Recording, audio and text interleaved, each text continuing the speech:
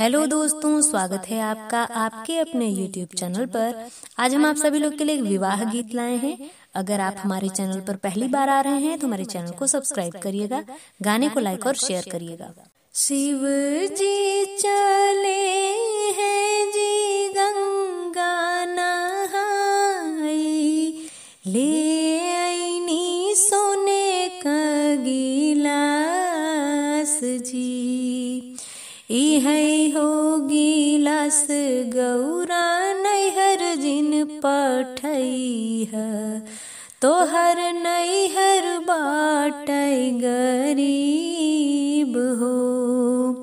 इहै हो गिलास गौरा नैहर जिन पठैह, तोहर नैहर बाटै गरीब हो। इतनी बचन जब सुनी गौरा रानी, दैली ही बजर के वाणी जी।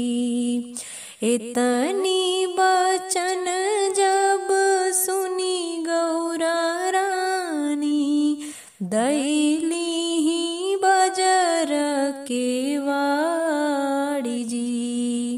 सगरियु महलिया स्वामी घूमी फिरी आयु, कतहु न भोजन तैयार जी।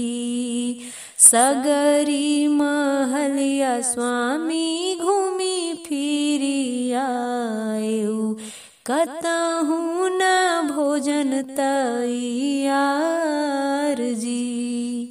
खोला खोला गौरा रानी बजर के वड़िया, तोहार नैहर बहुत अमीर जी।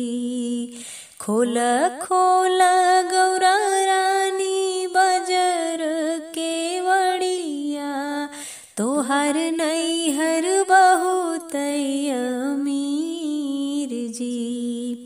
इतनी बचन गौरा सुनाहिउ न पाई, खोली दीही बजर के वाणी जी।